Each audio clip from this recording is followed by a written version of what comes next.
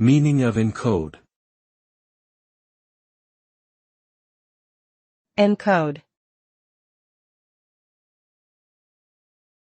Encode.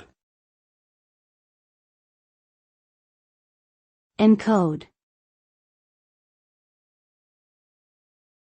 Encode.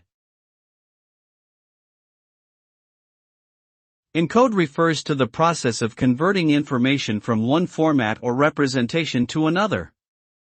The result of encoding is a transformed version of the original data that can be easily transmitted, stored, or processed by computers and other digital devices. Encoding can be used for various purposes such as compression, encryption, error correction, and more. The encoded information may not be readable by humans without decoding it back to its original form. Overall, encoding is essential in modern digital communication and has numerous applications in different fields.